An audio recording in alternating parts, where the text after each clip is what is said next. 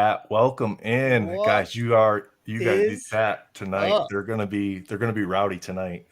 We have I'm not gonna say controversial, polarizing guest tonight. Daniel, the Great Curator, is here with us. Chat. I know a lot of you don't agree. Some of you do agree. Some of you understand the purpose of content creation and how that works. But I want to bring in Daniel, the Great Curator. We will address some things initially, and then we'll move on to some lighter topics.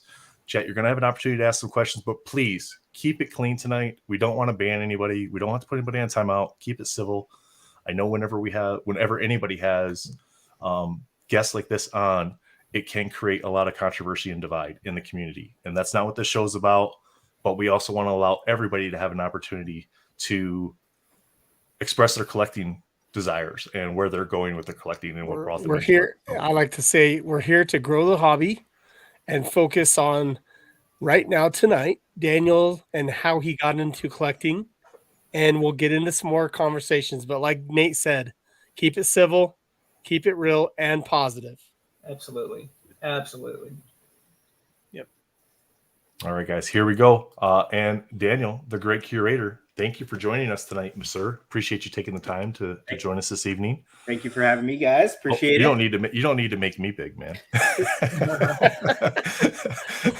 All these guys over here got control. All these cats over here got control. Oh, no! Don't There we go. on me. Oh no! Oh, nostalgic. What's going on? Has Vintage. Roundtable banned anybody yet? That's a very good question. No, we haven't banned anybody yet. So please don't have us ban anybody. We don't want to do that. We want to be here for you guys, but we want to be able to bring up topics and let people share their stories as well. So now, Daniel, we're going to start off. We're going to try to get this out of the way as soon as possible so we can get to some of the lighter stuff. We talked about this backstage before we started. The Dallas Card Show is on a lot of people's minds. There was a video that was put out, and you explained that it wasn't your content at all. There was a box break that happened. And I'd love to hear what happened surrounding that so we can clarify any misconceptions, because I know a lot of people, I do it too. It's a human nature thing where we see somebody's content and we take that as Bible, essentially gospel, right? And if we're doing that just on one person's opinion of stuff, that's kind of on us as individuals for doing that. However, influencers can influence, and that can create divide and negativity across the community as a whole too. But I'd love to hear your perceptions of what happened at the Dallas Card Show, so we can let that kind of go through chat and get that out of the way.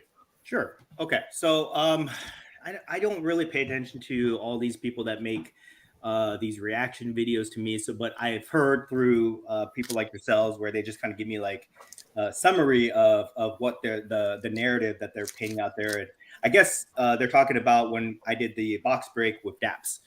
So Yes.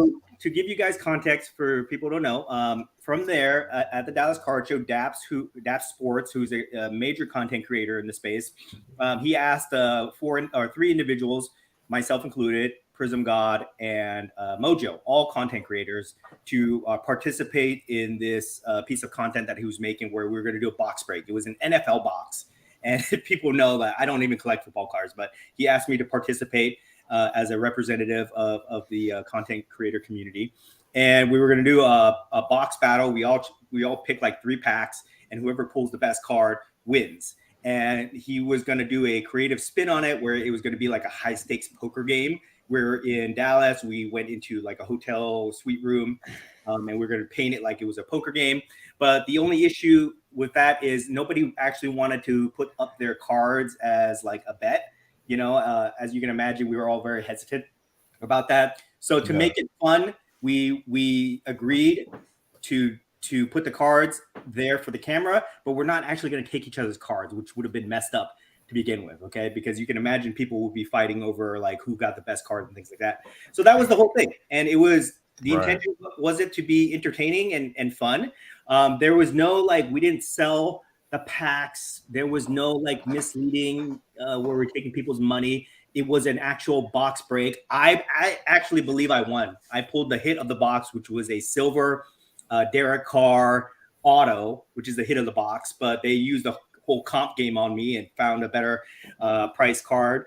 And DAPS was actually the one who ended up winning, but that was it. And then I don't know why people got or certain people tried to spin it in terms of like we were misleading people, that all content across the board is fake, that all deals in the hobby are fake, and that, you know, whatever. I feel like the people that made those reaction videos saw an opportunity to make a video, get a lot of traction on it for their own personal gain so that they can monetize it on their own channels. And then they just made a big deal about nothing. So that's kind of my perspective on it. I'm the one that told people that we didn't keep each other's cards, you know, like it wasn't even my content. And then the next day after it aired, I told people, no, we're just playing it for fun, you know. So you created a reaction video to the actual content video.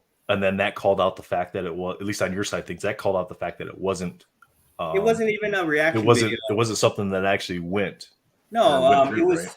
Right? I do a podcast every Tuesday with my partner Merlin, Merwell Cards, called Between Two Slabs. Guys, check it out.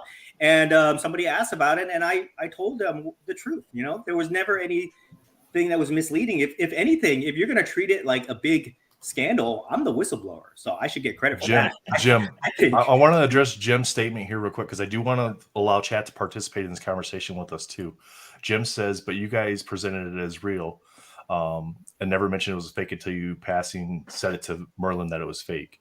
So I'm not defending Daniel here. I don't know enough about the situation, but Jim, to your comment, as Daniel just said, he wasn't the creator of the content. You have to remember, I can participate in content, and whoever is the creator of that edits it afterwards can spend that however they want. Sports Card Investor did that with Justin and the gold PMG. So Sports Card Investor, Jeff said, this is a $2 million card. And then we saw Spidey's video that had the entire content on there, where Justin was basically like, no, it's not. I don't know where you're getting that number from. Let's clarify something first. When people say this is fake, it was a real box break. It was a real box. We all pulled 3 packs from the box. We opened it on camera. We pulled real cards. There was nothing fake about the box break. It was a box battle.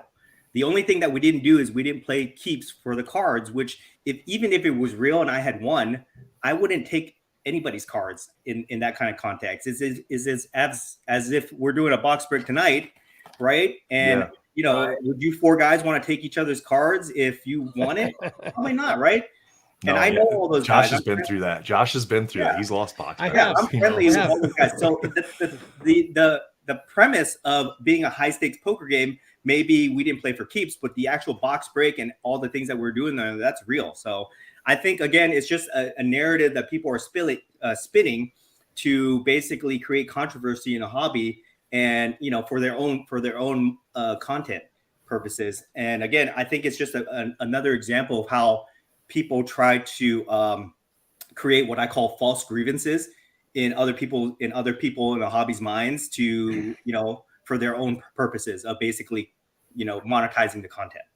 And I guess there wasn't like a dip video for them to capitalize on that week, so they focused on again, just in the comments, it was not a video that Great Curator put out. It was content. It wasn't his content.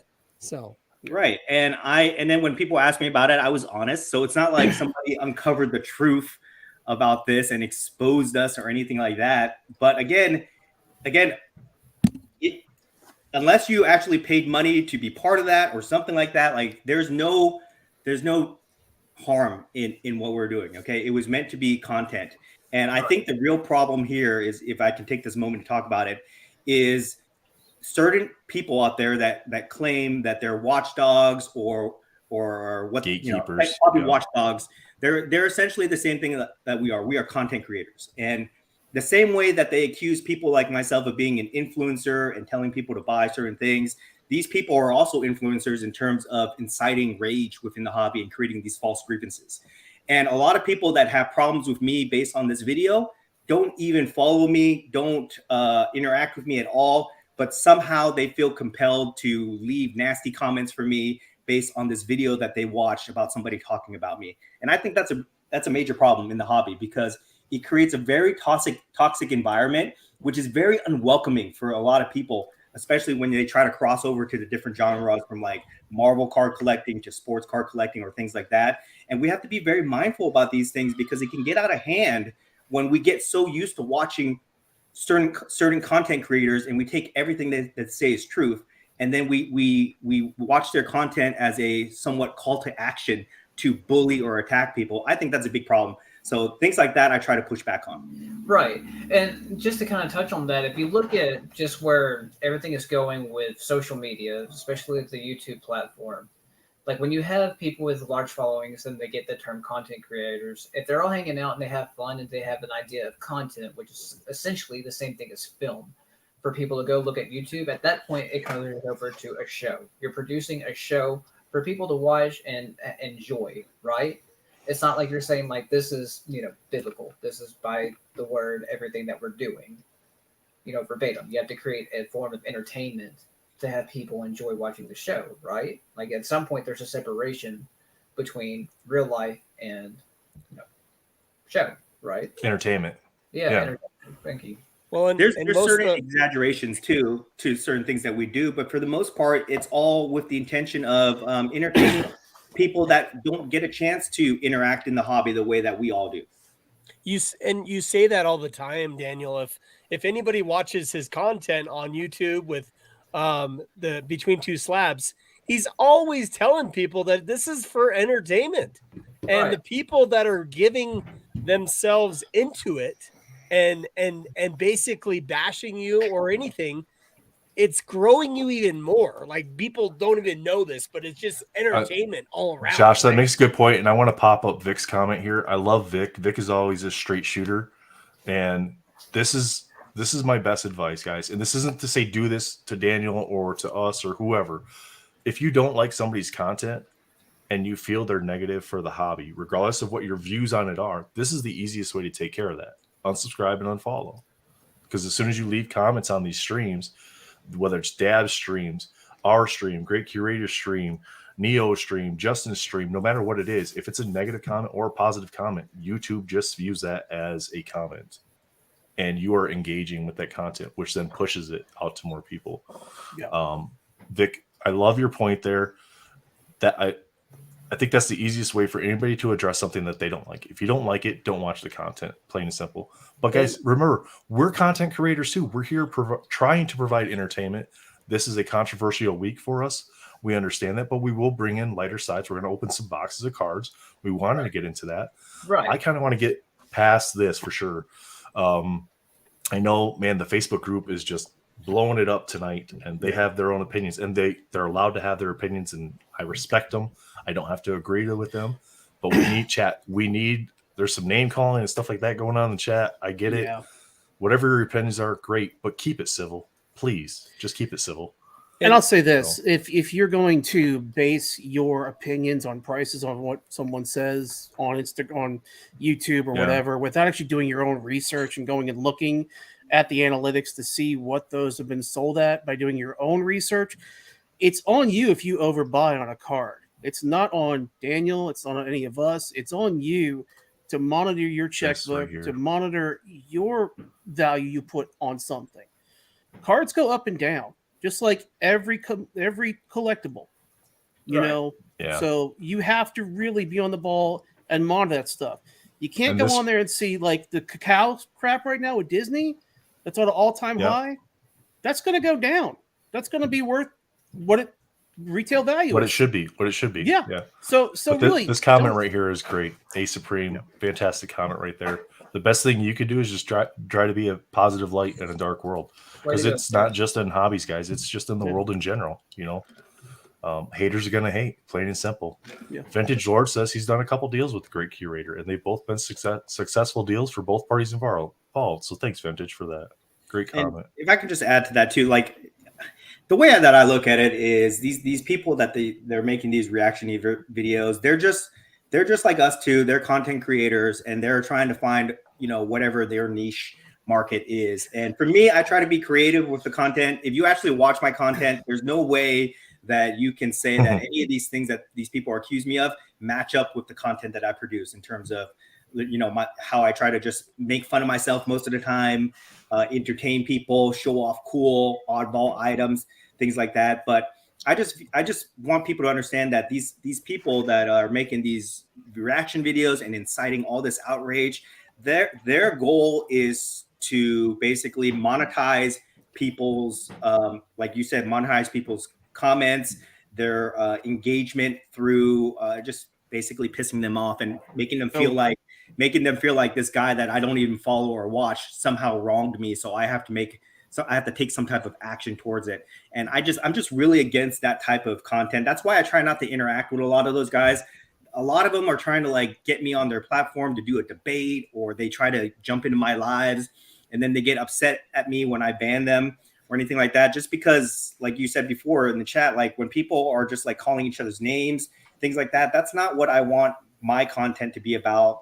And I've always viewed the hobby as like an escape from reality. In the real world, there's a lot of problems going on right now, and my time in the hobby is limited. So whatever time that I can dedicate to doing things like this, I just want it to be fun and bring value to people in that way, versus trying to defend things that really don't matter, or calling people's names, or reacting to people calling me names and things like that. I try to keep it as forward facing and positive as I can be.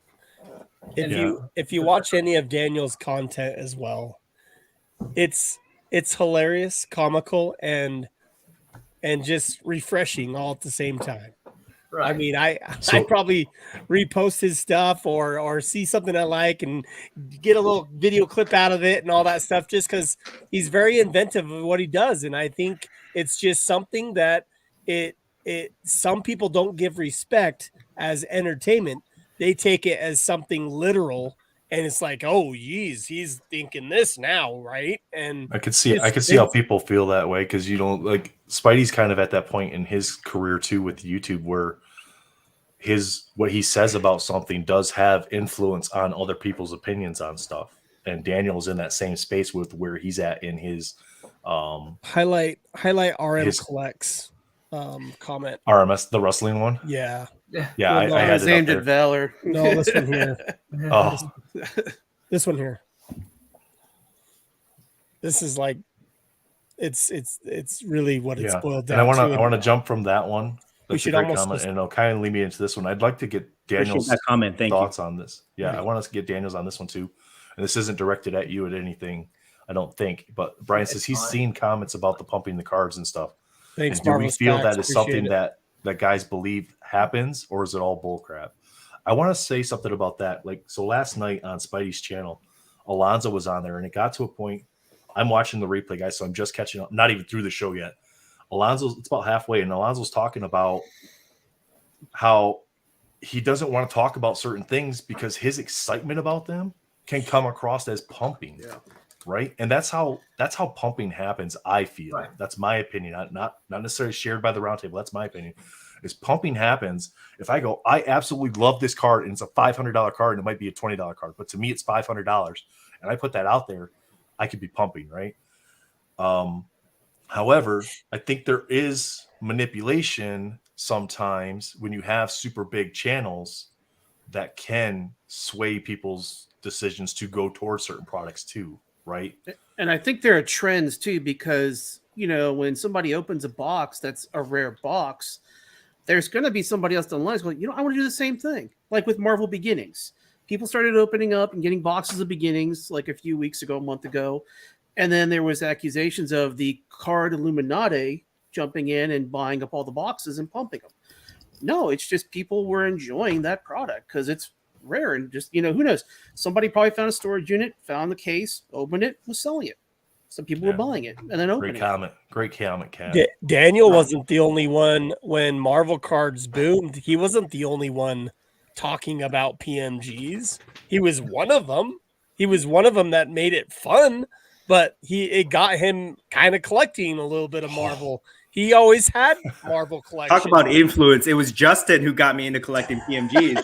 There you go. You guys know what it is. Spidey is the blame. He's the root. Spidey hits did it. Spidey is the root of all. Would you mind explaining that a little Justin's bit? ears are burning right now. Would you mind explaining that a little bit? Like, how exactly did you get into PMGs through Justin?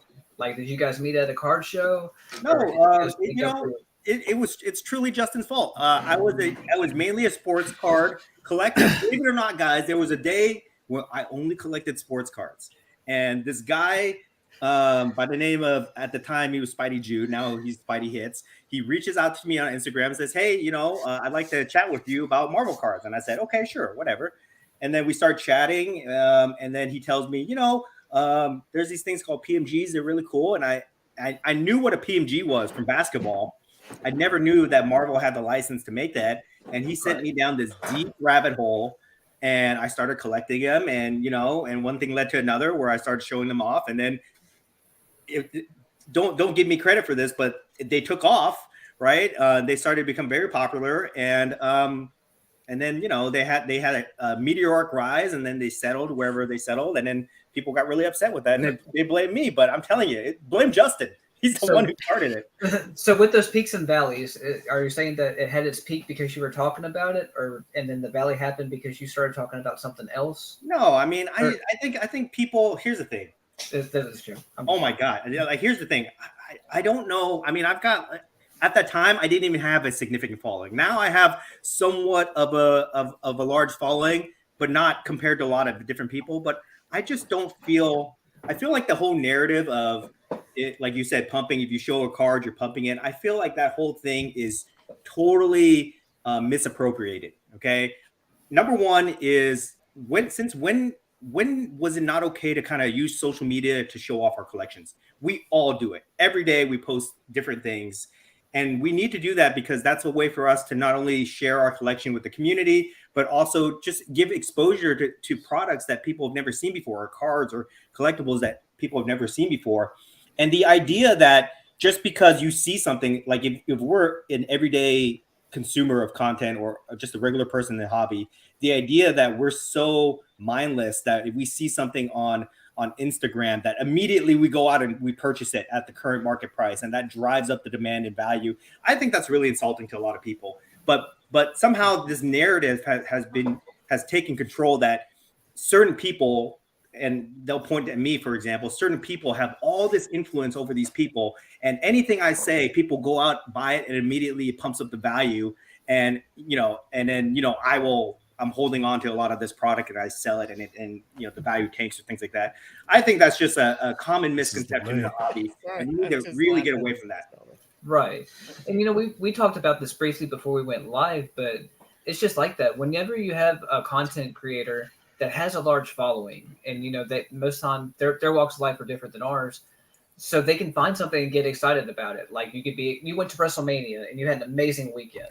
You could show a wrestling card and be like, guys, this card means a lot to me because XYZ, this moment, this experience that I personally had, it's incredible. I would never sell it. It's priceless. Someone else like, wait, I have that card. It's right here. It's priceless. And then through a natural trend, because other people have seen that video, then a Google search happens, then an eBay search happens. And that's kind of how you create that shift. I think, and that ties into like A Supreme's comment here, where they're asking, they watch the video of the card shows, and especially the sports card shows, because sports cards are massive, right? Reading about certain cards being worth 20 or 100K and they were just released. Is that fluffing? And that's the fine line, right? When a brand new product comes out and nothing is sold yet, and we see that in the Marvel community too. Like a brand new product comes out, what are these PMGs worth, right? Like I did a video where I pulled 2 red PMGs out of a box. I'm not Scandal lucky, but I hit the Supreme, the Superior Spider-Man red PMG. One had just sold for $2,500, so I put on my title, pulling a $2,500 PMG. Is it pumping? No, the values went down. They did what they were going to do, right? I didn't get them to shoot up to $3,000 or $5,000. And some of those content, some of those cards that are quoted price of 100K, some of those are like Kobe, relic pieces, Mac Jones basically. I might have a piece of like his championship jersey on it. That's a piece of history right there. I mean, and that's somebody who's gone, who's not going to be on the court ever again, who's not going to sign anything else. So of course those values are going to be sky high. When a celebrity musician dies, their records, like David Bowie died, his albums soared, and out of print stuff went up in price too. I supplement my card hobby with selling vinyl, and I will buy duplicates of albums, that are limited release, like record store. So I'll give you an example. I bought a Taylor Swift single. I have no desire to listen to any Taylor Swift records or anything like that. It's just not my jam. But I turned around and I sold a $15 record for $287. How dare you pump Taylor Swift? I'm in the wrong space. Yeah, I need to go buy some vinyl. Supplement your hobby. That's all I'm going to say. If you're worried about, being able to afford a PMG, go buy a damn record and sit on it for a year, and then you can turn around and flip it for $180. Daniel, I want to go back here to Daniel's this always one. talking about hedging. Hedging. Hedge. Yeah. I mean, I feel like just to touch on Collect what different you were stuff. saying about the value of cards, I feel like, cards are collectible. Swami, what's up? They're worth what somebody's willing to pay for it. So if a modern card comes out and it's super collectible and it's super rare and somebody's willing to pay up for it, that's what it's worth. I mean, we can't control any of that. And just like we can't protect the price either. We can't make the price stop from going down or stop from going up. That's just the way it is. And there's a lot of people in the hobby that have different ideas. The value of a card is really just based on perspective. For some people, a $100 Marvel card might be outrageous when they're used to paying $1 for a card. Okay. Yeah. Other people, $100 might be nothing when they're used to paying $10,000 for a card. So it's all just based on different perspectives. And I think that the idea that all cards have a certain market value and they shouldn't be high or low based on what the last sale is, I've always argued against that concept of using comps that way. All right, guys, we're 26 minutes into that part. Let's move on from that. I want to touch back on RMS. But with cards that, here, we're gonna start another fight. And we've got Daniel. Oh man, I'm gonna debate you on this one. Yes. Sting is better than Hulk Hogan, and my evidence is Starrcade 1997. Oh boy, I'm doing so well, guys. I really enjoyed this. I gotta go. But Sting is better than Hulk Hogan? No, Hulk Hogan is the greatest. I just watched the match between Hulk Hogan and The Rock at WrestleMania. I forget which one it was, but you really see that was like their passing of the torch moment from Hogan passing it to The Rock, and you really see what a great performer Hulk Hogan is. And I think what makes him, for me, as a top 4 wrestler on the Mount Rushmore list, is his ability to cross over from wrestling into just being a pop culture icon. So that's why I put him up there. Matt Fuller says people were mad about Killmonger. My Killmonger? Again, this is like one thing that I think people have to understand is I don't buy cards based off of multiples or what other people sell their cards for. It's my card. I believe I can sell it for whatever I want, and I can say whatever value I want on my cards. So for people to think that they can impose their will on me and make me feel bad for my cards, I think that's really unfair. I thought Matt was talking about the Unbound Killmonger. I didn't even know anything about that. Ace Supreme says Hulk Hogan is severely overrated. Give me Macho Man. Oh yeah, I like Macho Man. Bone saw's ready. Couldn't resist. Matt should know that you shouldn't price bash. If someone wants to put an amount on a card, definitely shouldn't price bash. You should respect what they are saying the card's worth. If it's not worth $2K for you, offer less. Plain and simple. Yeah. I tell people all the time, price is like people get offended by what people want for their cards, but it's their cards, it's their right. Right. And if they and the market's always gonna even it out. If somebody prices their card at an outrageous price, nobody's gonna buy it, and they're just gonna sit on it. And that's their option to sit on it too. And if they want to lower it, they can lower it. But you shouldn't look down on somebody for how they want to price their cards, because you don't know what they got into the card. You don't know what their cost basis is or what their motivation to sell it is. And I think people just get upset about that for really no reason. And most of those, especially in the Facebook groups, there is an OBO at the end of that price that the person's put. So they're willing to negotiate. So if I list something at $1,000, it may have had a comp at $1,000, but if somebody offers me $750, I might just go ahead and sell it just to get rid of it. Just go ahead and unload it, Let's move the conversation over. Yeah. But Hogan, RMS Collect says Hogan was the best in the business. He knew he knew how to draw the crowds and money. Put over Ultimate Warrior, Sting, and I'm not sure if you meant to put this, but Golferberg. I'm sure you meant Goldberg. But well, real quick, I would say a modern day wrestler that does that very well is CM Punk, and Daniel will argue with me on that one. But I think CM Punk kind of knows how to do the crowd thing too. But right now in wrestling, damn it, drawing a blank on his name. The manager The manager for Reigns. Paul Was Heyman. Lesnar's Paul name. Heyman. Yeah, Heyman. That's that. I couldn't remember his last name. Paul Heyman. He's great with the crowds. Oh, he always has been though. Yeah. Nathan, just be careful because if you talk about wrestling, I'll turn this into a wrestling video. Really, We have boxes Let's do to it. open. No, Let's we're do not it. talking about We wrestling can for open 3 boxes hours. and talk about wrestling. Talk about wrestling all No. night. We're 30 That's minutes. the after-hour show. All right. Let's We got see 3 Dan minutes for open up the wrestling. box that he has been waiting on for a few days.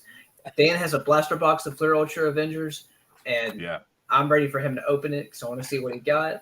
We've got 60 people hanging out with us tonight, so thank you guys for being patient, enjoying the chat, being active in the chat. This is the most active chat we've probably ever had, so thank you guys for doing that. And 60 of you here watching. Appreciate that. And we get up to 75, I'll give away a blaster box. Oh, okay. There we go. Oh, you hear that, chat? Get more people in here. 75 will give away a blaster box. Who has alt accounts to log into? Scandal, I'm looking at you.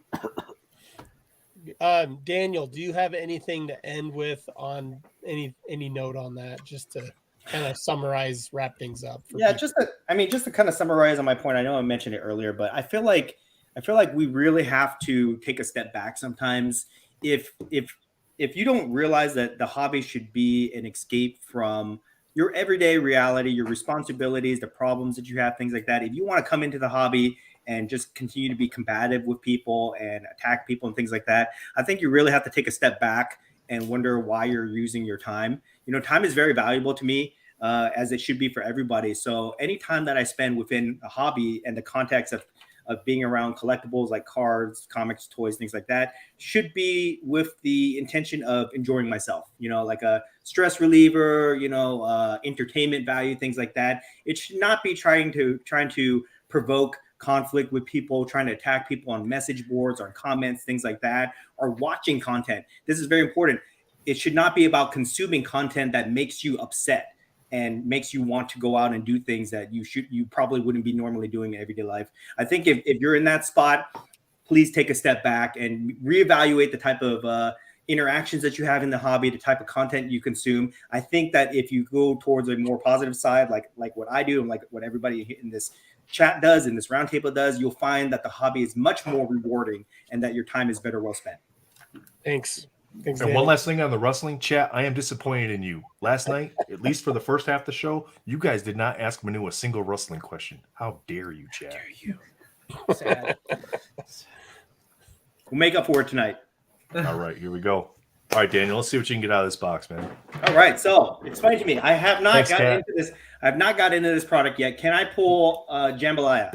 Yes, You can. You can You take a can. jump out of there it. is a possibility. And we have seen videos where, or more times than not, people are pulling jambalayas out of the blasters more frequently than they are out of the hobby boxes. And Southern Hype just messaged me. He is ready to come on at 9 with a box of Marvel Okay, Annual. awesome. Too, Yeah, so we'll have jump Southern on Hype in here a in little about bit. 18 So, minutes, guys, to Yeah. join us for a Yeah. box of Marvel Annual. And I have a box Am of I the Marvel only one Annual ripping as well. this? You guys I have 2, maybe overtime if we have any time left, but probably Okay. not tonight. So No, All right. man, Good luck, man. How often are we going to have Great Curator on our channel? Open one with him. Okay. Yeah, just rip Okay, it. so we just got rip 3 it. packs here. I can do Yeah. that. So is the You guys jambalaya should box base? battle. We'll start that. We'll start that now. It's the final countdown. Okay, how All right. would you guys like me to do this? Just like on camera like this, or what do you Yeah, guys however you, if you want to turn your camera around or you want to do it like that, that's fine. So you should get 1 orange out of the box. You should get 3 greens, so 1 per pack, and then probably a medallion. There's going to be an They're Ultra really Star big. in there. Look at that. Yeah, they're Yeah. 80-point cards. Wow. Okay. There's some fat boys in there. And the base cards is all original art. What's been the reception on in this set so far? Pretty positive. Mixed. Yeah. I think it's pretty mixed. I love it. I mean, I'll show you. I can show The you reason my I haven't got problem. into these cards myself yet is just because I try to limit what I get into. So there's a master set Oh my gosh! Look at that. with the That looks like, greens. that looks like Hold an on, old let me make it old big. book. Let me make it big. Go Yeah. back. Nathan. No, come back. Yeah, show that That's thick a boy. master set, or that's the workings of a master set, but at least one page has at least 1 card, so it's going to be that thick afterwards. It's Wow. insane.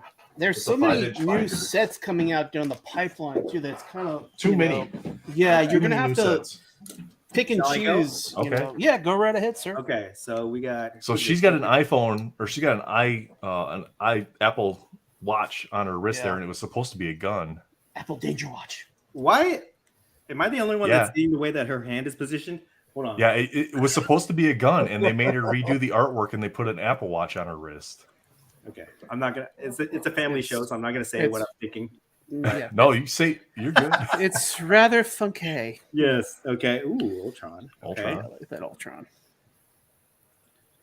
What is this? Yellow Jacket?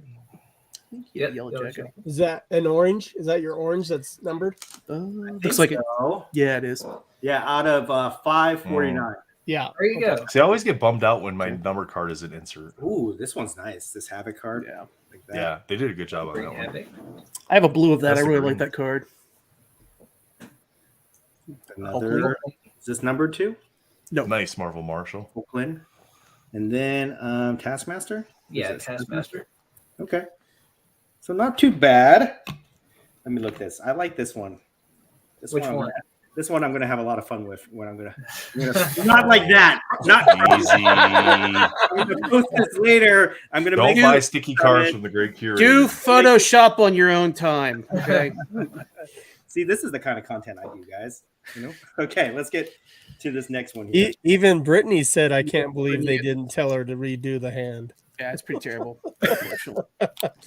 Hold on, I gotta admire this for a second. This is wild to me. I love it. I love it. Okay, here we go. We're gonna see a video on that card in tomorrow, guys. Guys, this is Go ahead and buy, exclusive for your viewers. This will be the next pump. Okay, guys. This will be the next pump. All go right? ahead and buy all the Sharon Carter Agent 13 cards you can now before the Yeah, price. buy them now, guys. They will triple in value overnight. Vintage says, "Wait till you see the Tiger card." Yeah, don't pull a tiger card. You're gonna freak out there. All right, here we go. Who's that? That's the High Evolutionary. That's a kind of cool looking card. And that's the really awesome Ant-Man. Ant-Man, beautiful Yeah. looking card. My nephew loves that card. Great card. Oh, there you go. Hey, you got Yeah, an Ultra Star. Hellcat. Yeah, Okay. an Ultra Star. Star. Are these numbered? No, Well, Oh, it's thin. not those. yeah, it's thin. 35. Wow. Okay. Cool. Earth's Mightiest spinoff, which is Avengers offshoot team. Nice. Okay. Ooh, look at that. That's a beauty. I love that. And, oh, Captain Britain, one of my favorites. Really? Yeah, check this out. Just to let you know, I'm not bullshitting. People think I don't have cred, like nerd cred, but I do. See, I got my. Oh, wow. Figure right there. There you go. That's all. Within arm's reach. That's how. I just picked up the new Captain Britain comic actually the other day. Don't get into your G.I. Joe stuff because we might get more. I'm getting into GI Joe, guys. I love it. I love it. You don't even know. I really like these comic cover cards. They look really nice because they're like so thick. Wow, very cool. All right, down to my last pack. Is that my hit of the box? That orange one that I pulled? That's not the hit of the box. Well, every box like that has a numbered orange card. Yeah. So it's a guaranteed. Here's my jambalaya. Come on. There will probably be an evil Ant-Man variant in the What If set, Supreme Love. So There we go. Mephisto, speaking of evil. Okay. mhm. Ooh. Swordsman. It's very kind of like a Hawkeye ripoff. Okay. There you go. Got a medallion. Oh, medallions. Is this a Good number? medallion. Yeah, It's not numbered. The It's cool, base though. like that. Oh, Yeah. it's cool. Red There hole. are color parallel variants in the hobby boxes of those. Okay. Oh, is that an orange? Or no, it's okay. That's normal. It just looked orange from that angle. And then final card And is Wicked. Wicked. Wicked. Okay, so what was my best hit? What do you guys think? I think it's Agent 13. Agent 13. I'd go all the way. It's a very seductive Agent 13. I think I think I saw this movie too a couple times. you made Agent 13 in this video. You made Agent 13 more popular. Yes, I think so. Okay. I'll share I'll share other videos of her, and she'll be real popular after that. Look at this, guys. This is amazing. This is wild. I love it. Your age-restricted YouTube channel has now started with Agent 13. PG-13 here. Well, that was cool. That was really fun. Hey, we got a really nice comment for you. Okay. Yeah, Swami says, my biggest thing is I enjoy collecting with others and communities. Great Curator has done a great job at showing Marvel and Star Wars. I appreciate that. I appreciate that, guys. Thank you very much. You know, I feel like I kind of analyze it like this. I started out in the sports card community. I go to sports card shows to set up. So I'm really like, I'm like an outsider in the sports card community, but I'm bringing that community into these other ones like Marvel, Star Wars, things like that. And I think that's where a lot of like resistance comes sometimes, because it's like a crossover of worlds and communities. But from my experience, the more exposure that these niche markets get, the more people like them, you know? I mean, who doesn't like Marvel and Star Wars and all these other things? All right, let me rip mine and see if I beat you. All right, I'm ready to go here. We got you big, Dirt. I'm hoping for a jambalaya. I've never pulled one. I don't own any, so we definitely need to see some big hit tonight. There's Roadblock from G.I. Joe. Nice. Yeah. Sorry, that was the Simone Bianca treatment on that card there. Black Widow. Oh, got a green Greatest Battles. Onslaught versus the Avengers. I like that one. And a Rogue. There you go. Nice green. I don't have that one, so that's cool. There's Mighty Spinoff, New Avengers. And, okay, everybody go ahead and do it. Hercules, Hercules, Hercules. All right. I'll be quick with the other two here. Oh, I think I just lost an auction, too. I just realized that. Damn it. Give me 1 second. Sorry. Oh, did I win? Wait, I think I won. What was it? That way we can go get Google searches. It is a turquoise Venom. Nice. From my rainbow. Brittany says, "Get the kid. He did the best." I agree. Kellen's was awesome. Yeah, Kellen was awesome. I did win it. Yay! Okay, I got a PSA 9 for $100. Oh, I don't know. Oh, you got quarterback. You won. I got quarterback. Yeah, I got Hawkeye too after that. Oh, look at that! I got a green Vision. Not bad. Another. I just wish they would have put a picture of the actual artist on there, but yeah, it's fine. And then everybody's favorite, Maria Hill. All right, one more pack. Last pack, man. No chess piece. Looks like anything in this one. Something thin. Oh, there you go. That's my third swordsman. So if anybody needs one, let me know. Send that your way. Quicksilver. Bishop. So the Bishop and the Gambit card actually connect. I don't know if you guys actually saw that, but the colors, when you put them together side by side, that pink actually flows into the Gambit card. I didn't know that. Yeah. Quicksilver. Green. George Perez. It's not bad. Spider-Man. And last card is a Red Skull. So what was your hit?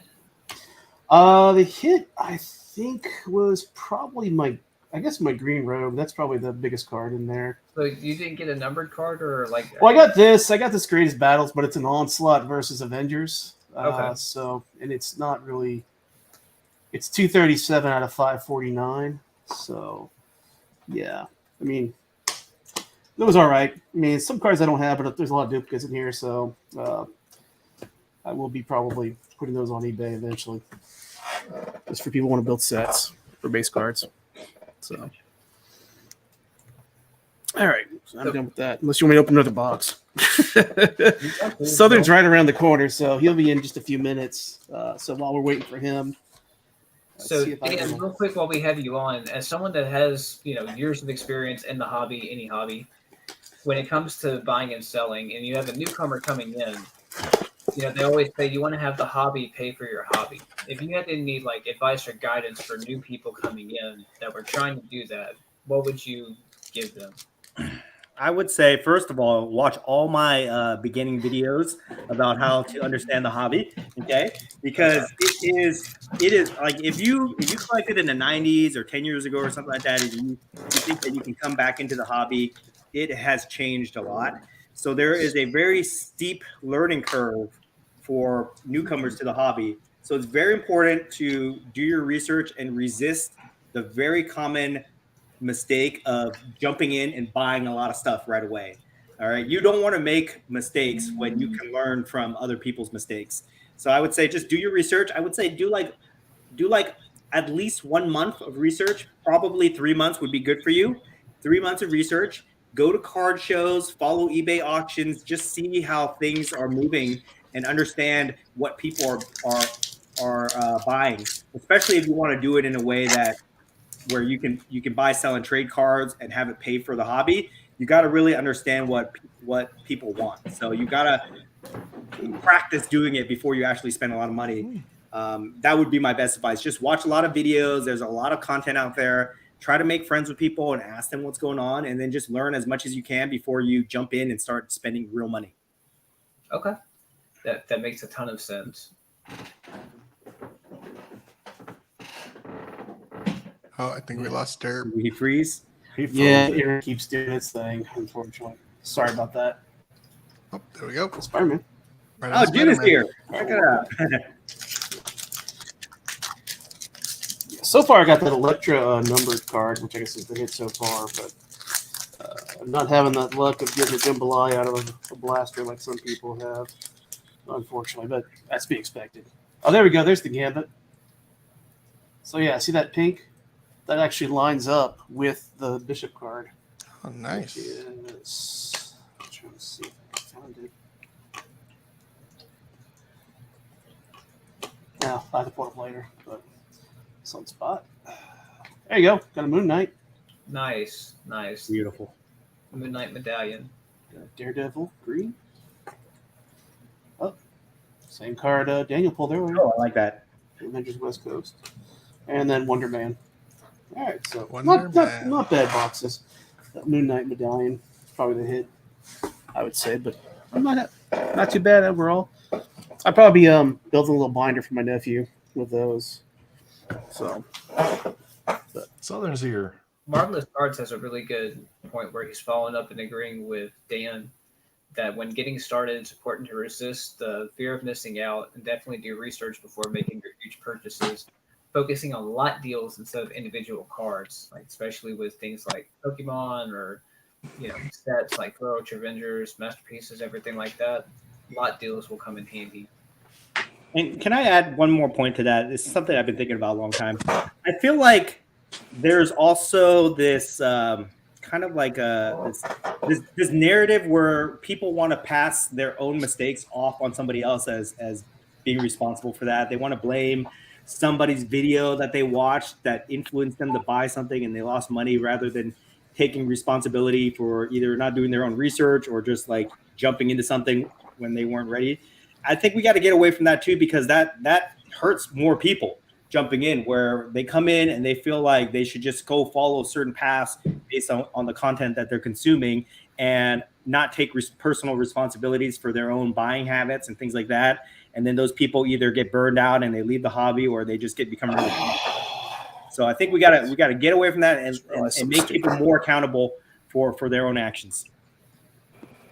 I agree. Do your own research. yeah. Like I always tell people, just collect the characters or the players that you like in the beginning, whether they're like a $1 player or character, and then eventually build your knowledge and then start to look into other investment opportunities. But as we always tell people on our channel too, it's always invest in the players that you like and then start to build out and look for the different investment opportunities.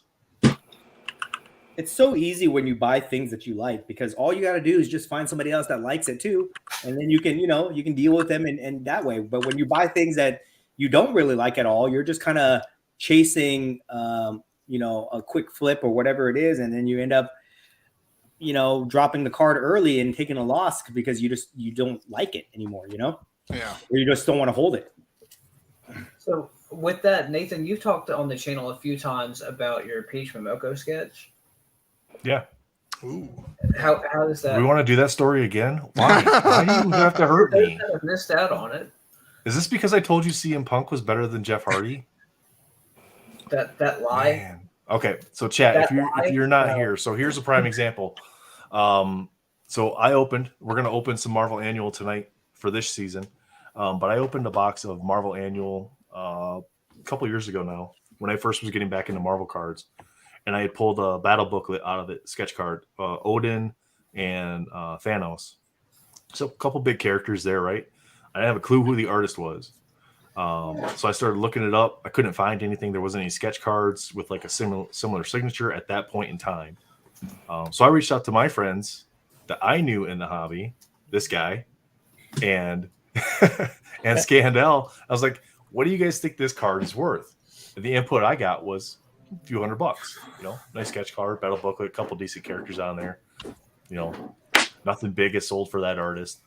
So I sold the card in like 15 minutes for like $250. And the first thing that popped into my head was, did I just get rid of that card too cheap? Well, last summer I just happened to be looking. So this past June, I just happened to be looking online at sketch cards for that specific artist. And that exact card sold for $4,000. Now, was it worth $4,000 when I had it? I don't know. Maybe not. I could have asked $5,000 and might have been able to sell it for $5,000, right? This goes back to some of your guys' comments talking about sellers being honest with the pricing too. Sometimes the seller doesn't know, so they're throwing a number on it. Like I pulled one of the first Evan Peters autographs out of the WandaVision set, threw it up on eBay and kept dropping the price until I finally got an offer. And then after a few sell, you kind of get a market established. When you have the first card on the market, you don't know what the value is until you sell that card. And it's whatever somebody's willing to pay for it and whatever you're willing to give that card up for. At that time, I was happy getting $250. It paid for 2 boxes plus. So I was okay doing that. Did it hurt me in my gut and give me an ulcer for a few days when I saw that it sold for $4,000? Absolutely. But it can go the other way too, where you can have a $4,000 card and not be able to sell it for $250. Brittany brought up a prime example of that. She had a card. She made a comment earlier. I know we didn't put it up there, Brittany, but she made a comment about a card she thought was worth $500 and it ended up selling for $79. You just don't know sometimes because you don't have the comps. We're in a community in the Marvel world where the comps aren't always there unless it's a base card. Like even with serial number stuff. The gentleman that got the Wolverine EM Guest Auto out of 63 from the Fleer Ultra set bought it for $75. That card is worth way more than $75 just based on every other character that's selling right now. But to insult them by saying, I'm only going to offer you $75 because that's all you paid for it, that's a load of crap too, right? It goes both ways. The buyer and the seller have to be reasonable and come to an agreement on their pricing with whatever is mutually acceptable to both parties. Guys, we tell you all the time, do your research, ask around. Don't rely on one person's opinion on the value of something. It's not relevant at that point in time. Sure, ask in the groups, but the groups, you got to remember, in groups, people are going to have agendas. People are looking for certain cards, and they may be looking for your card. So you could get misleading information from somebody that's looking to get your card. And the question is, if he had sold that card to someone in the group for $75, do you think they were going to hold on to it or try to resell it on eBay? If they sold it to me or Josh, probably. Exactly. that whole issue was jealousy. Yeah. That's pure and simple. I think a lot of it is like, I'm jealous that you got the card at that price, and so now I'm just going to be insulting about it. And there's no need, there's no room for that. We don't need to have that.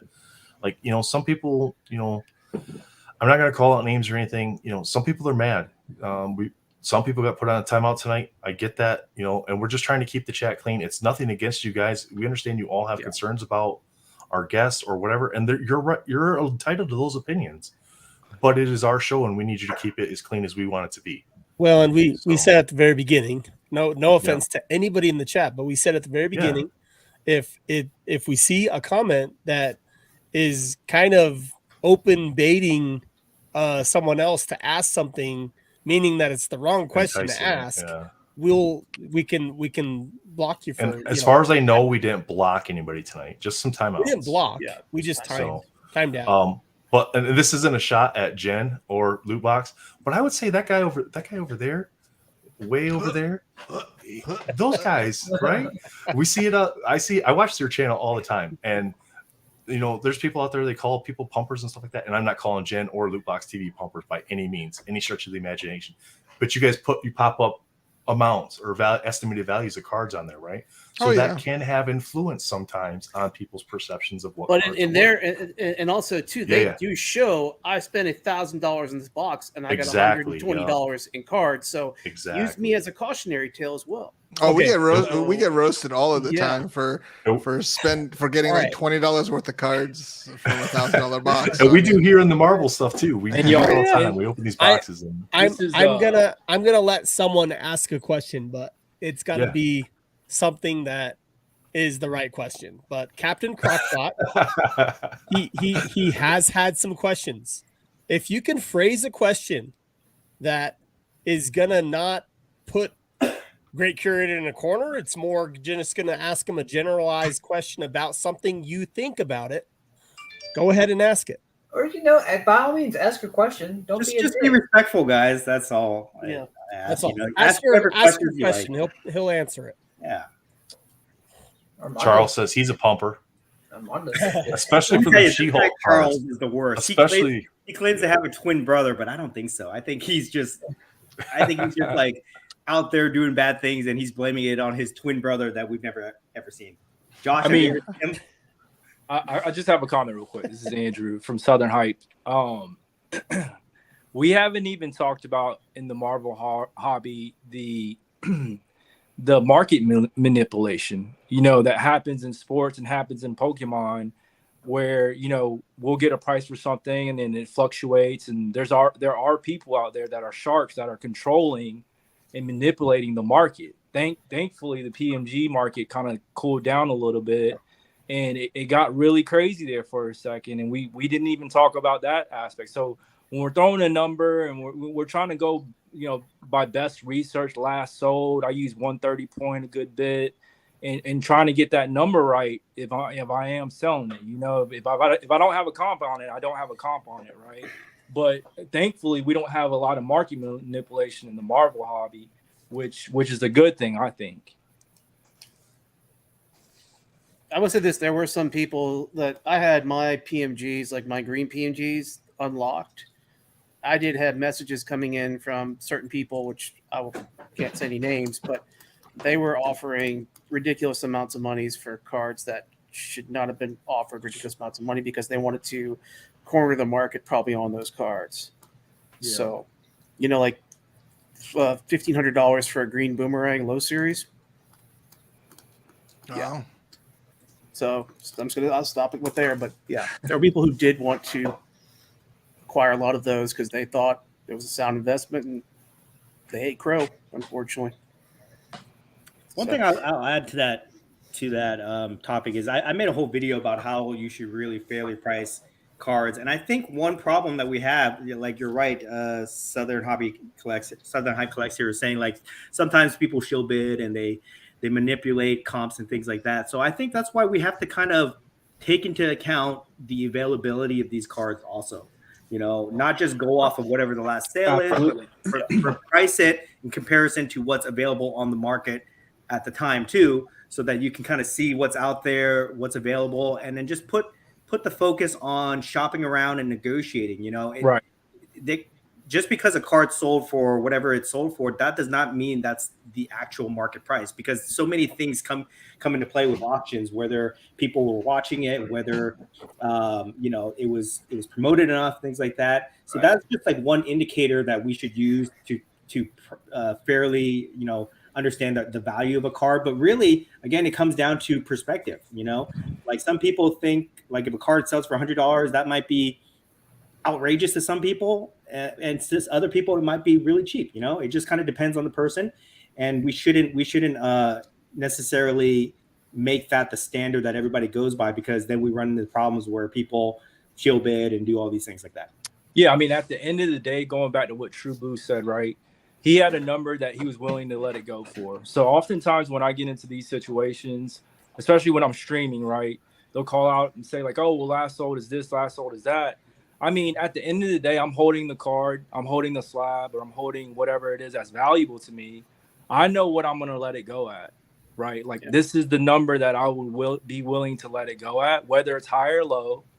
It's what I value it as and what I would sell it to you as. You know, like that at bottom line, that's my bottom number, and that's like true to me. What am I willing to let it go for? Well, you know, and I've had this conversation with other people that aren't as invested into the hobby, but when it comes to serial numbered cards, let's just say a card out of a 75 or 100, for example. With that card in particular, you have a share in that card and what happens with it, because now you have 1% out of 100. So whenever you sell it, you're giving up your share for that card. You can always go and buy more shares and set them on fire and corner it that way, and try to influx it to make less. But I'm a real big believer in not telling people what to do with their stuff. You know what I mean? I don't want people to tell me what I can and cannot sell my cards for or anything like that. Just like people wouldn't want me to tell them what to do. I don't think it's fair for us to hold somebody else accountable to an auction that they were not involved in or anything like that, you know? Right. Yeah. I mean, it'd be like real estate. You know, if someone has a house listed for $200,000 and it's like, you know what, this house is not worth $200,000. How dare you have it listed for this? Yeah. Okay.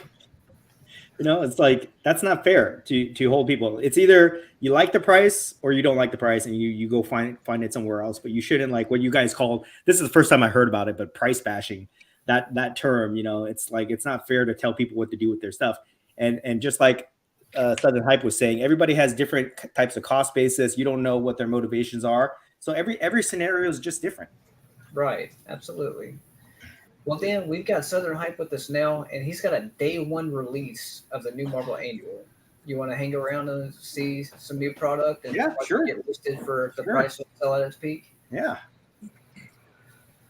All right, y'all. Well, appreciate you having me on. Dirt, appreciate you extending the invitation here. I just wanted to, you know, I know you guys have probably got a couple of hobby boxes on the way. My local card store was able to get some early in on release day, and we just got done ripping a good amount of product on Whatnot earlier, and I'll show you some of those hits as well. I do have a personal box right here that I'd like to rip today on the channel, and let's get into it. So this is the new Marvel Annual 21-22. This is a very refreshing product, just to give you guys an overview. The inserts and the hits do look different from last year, even the base. They are going with, and you guys will see it here shortly, but they're going with a different color border. Good luck, by the way, buddy. I appreciate it. Yeah, good luck. Let's get a hollow. Swami wants to know if your Venom Chibi's SSP. I'm not sure if Venom is an SSP. I think it is a tier 1.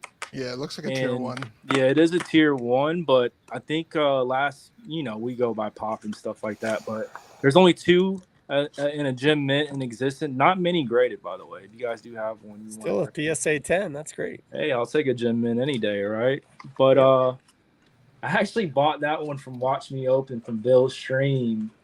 And it's just one of those cards that I just feel like it's just got really cool chibi, Venom, key character. You can't go wrong with, even if it's a tier 1, right? Yeah. So that's a nice Scarlet Witch anime sketch too. I like that a lot. I appreciate it. Venom's 1 in 80 I'm super excited about the new anime coming out. Yeah, me too, man. I'm trying to save money and not buy too many new sets coming out. That's why I didn't buy any more hobby boxes of Well, Upper Deck is definitely cranking out some great sets coming up for sure. I'm already broke. So, as are we all. All right, so we're just gonna get right into it. Probably shuffle it just a little bit here. This is gonna be out of the case. This is gonna be about box 7 out of the case right now, and then so we'll see what's in here. All right, Vic, me too, man. 2016. Good luck, really man. Nice. All right. Let's go through this. Is this the first time some of you are seeing some of the cards, or? Yep. This is my first viewing of this other than the promo sheet. I got a box sitting here too myself. So they went with the white borders. You guys make sure that we're good on the lighting here. Let's make sure we're good on the lighting. Boom. All right. Give me 1 second. Let me just turn this overhead light off to make sure it's good. There we go. That's better. All right. Here we go. All right. Release day, Marvel Annual. Here we go. Cersei, Yelena Belova. Let me know if I'm saying the names wrong too, guys. Just let me know. Look at that Black Widow. Beautiful. Black Widow base right here. Got her in the dress. Very nice. And then, already looks like we got a hit here, chat. Here we go. Should we sweat it? This is going to be the splash tickler in the back here. Ooh. We should wait. Let's wait. Let's make them wait. Let's make them wait. All right, let's go. Here Who's we the go. rookie card? What's that? The star rookie. This Who is is that? Harrower. Harrower rookie. Star rookies here. Jim Look- L asks, what's One the of big them. hit in annual? So the big hit that we've hit tonight so far, probably should have went over that with you guys.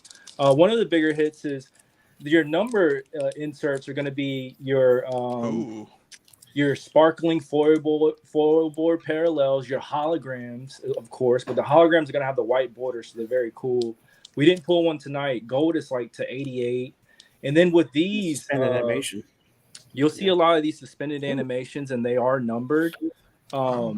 The higher tier characters like Captain America, Spider-Man, Thor, those are going to be numbered to 99. So those are going to be numbered to 99. This Captain America was pulled tonight to 99. Man, what a great pool. That's awesome. Yeah, it was a great pool. That's awesome. Yep. So Jim was asking, the big hits. So you got the creator. I think it's creator corner autographs you can hit. We did. There's Yeah, we sketch did cards. get one of those. The creative court. I'm sorry, I didn't mean to cut you So off. Dan's autograph is in this set? Yeah, there's autographs in this set, but ours wasn't numbered. It was a Thor comic. It was a writer, and it wasn't numbered, but it was an auto. Okay. Namor. Ooh. The Eternals #1 spot. I like the color on that. Molly Hayes.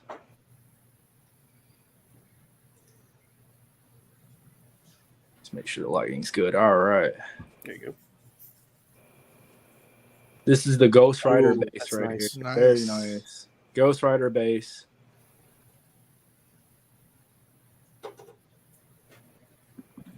Camera right. Boom. And then, so the insert right here, this is going to be your canvas. The canvas, Oh, yeah, those nice. are nice. So canvas is going to be like, they're not doing like tier 1 through 4 with this set. They're doing more like a canvas variant, silver foil variant. Those are going to be more of like your tier hits. And then the harder characters, like we didn't see Deadpool today. We didn't see Psylocke. So I would imagine those are going to be like more of your shorter prints because we just didn't see them. But we saw a lot of the other characters a good bit as well. So I believe that certain characters in this set are going to be shorter print. That's my estimation, at least. So Penis right here. Let me just this shadow is bothering me. Hold on 1 second. Let me just make sure I get this right. All right, here we go. Should be good now. All right. It's going to be your #1 spot, Shang-Chi. Nice. Shang-Chi looks great in this set, too. He's in the base. He's in the annual impact as well. Very nice. Mantis. And then we have another canvas. Ooh. This is going to be Molly Hayes. Molly Hayes. I don't even know who that is. Yeah. She's from the Runaways, I think. Those canvas, they're not numbered, or is there a parallel that's numbered in it? The canvas are not numbered. That's going to be your most, like, I would say the most, I guess you could say like the most, how you say, the insert that shows up the most would be canvas. Okay. In silvers, You'll see the silver in a little bit. They look really good. Silvers are going to be about 4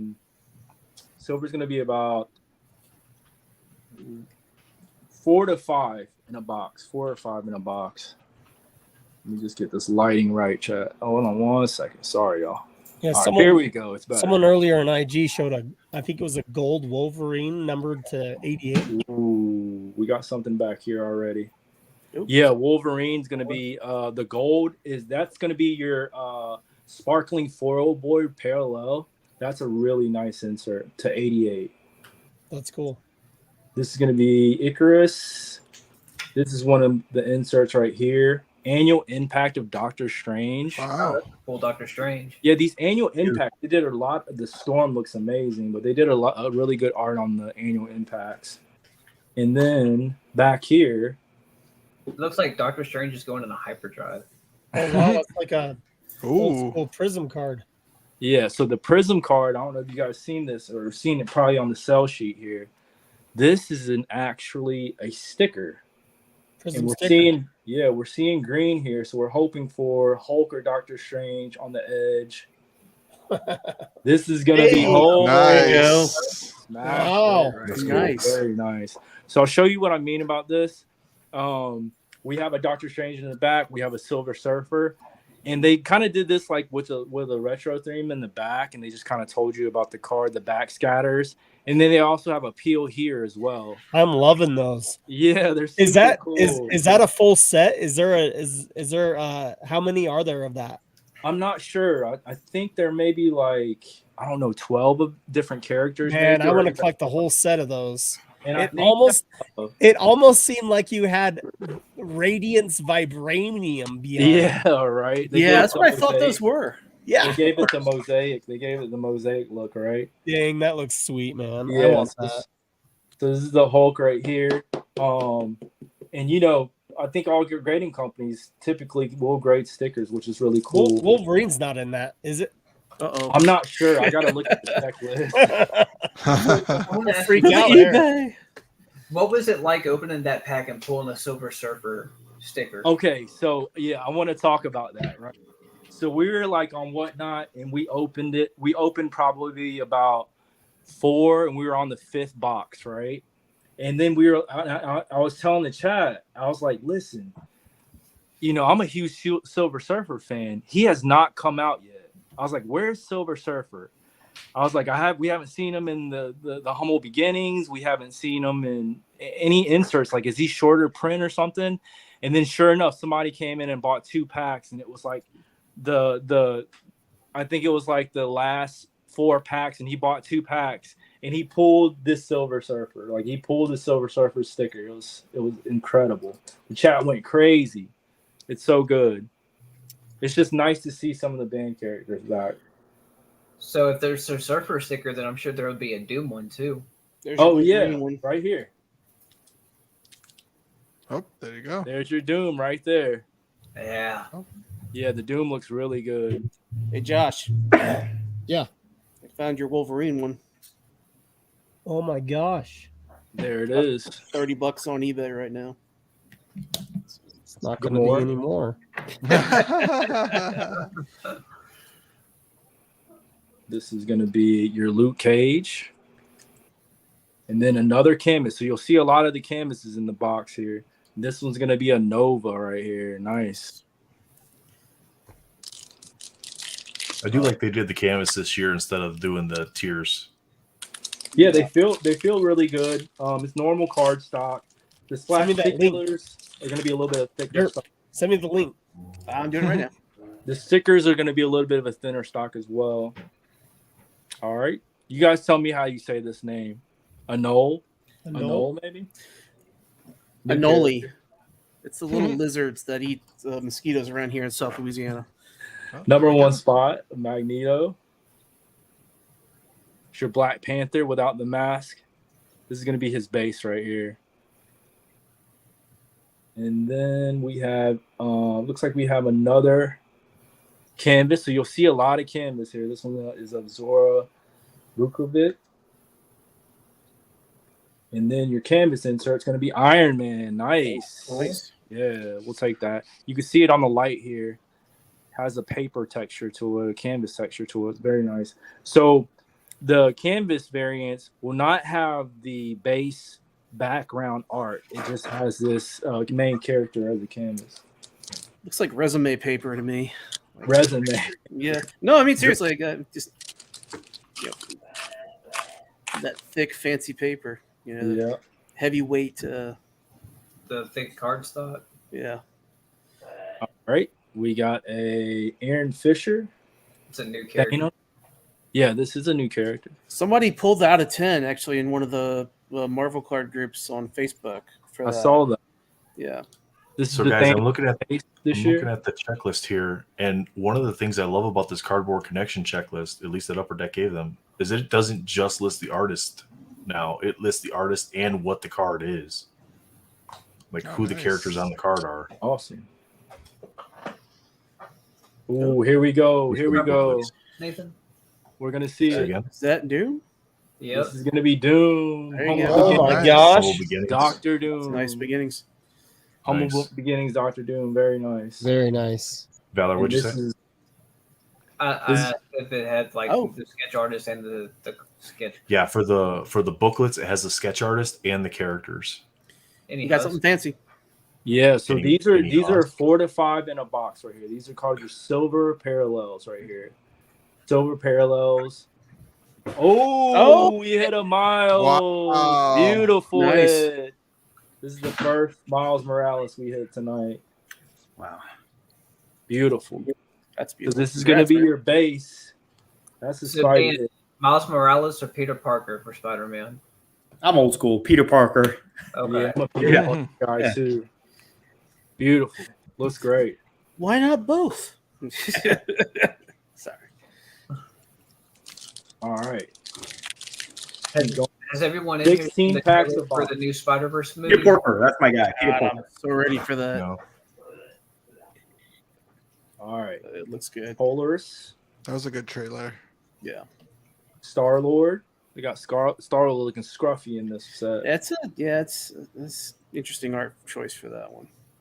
Quasar. We do have a hit here. Should we sweat it? Nah, let's see. Nah. All right. This is going to be your Iron Man Humble Beginnings. That'll Iron pair up Humble with Beginnings. Doom. Here we go. So this is going to be one of your suspended animations. We're looking for a good character. Ooh. Who is this? Sam Wilson. Sam Wilson to $3.99 here. So What this the- is going to be a lower number Sam Wilson. He looks like an Uber Eats delivery driver. Yeah, Wow. I didn't Come on, know who it Upper was Deck. when we- Jesus. No. I don't know if I love the art choice on that. Yeah, I don't like the art choice in that at all. That's just no. It's like he's trying to get the delivery there in 30 minutes or less. Sam Wilson. Come on, man. Seriously. I mean, congrats on the card, but yeah, art choice is very poor on that one. So $6.99 seems to be the highest number, which is we have an X23 that we pulled earlier out of $6.99, and Sam Wilson gets. There's your Venom. First look at Venom in the annual set. Interesting art on the Venom. That black cat in the background. I'm not a fan. Yeah. Valkyries, #1 spot. Captain Marvel. It's going to be your Kang base. And then we have a canvas. Ghost Rider. First look Nice. at Ghost Rider. Very nice. I Canvas think is good. that's Johnny Blaze Ghost Rider too. Actually, what it looks like Yeah. from his chest piece or his jacket he's got on. Yeah. Very Yeah. nice. Nice. This is Johnny Blaze. Created Yep. Yep. When he took over Hell. So they're gonna have blasters of this too. With They the are. blue parallels. All right. Here we go. Here's your first look at Null. No. They did Null very well in the set. Your Groot base. Gonna be your Nova. And then the insert on this one is Luke Cage, annual impact of Luke Cage. And then we do have a silver parallel again. Hazar, Kazar silver parallel. So on those silvers, are those numbered at all or short print? They're not numbered. They're not short print either. Okay. They're just silver parallels. Yeah, I think they are going to come in the blasters as well. It might be like a 1 out of 3 packs. You'll get a silver parallel. I'm not sure. I got to check the sales sheet on the blasters, but I feel like those will be available as well. Kind of like maybe Ultra Stars or something like that within the blasters.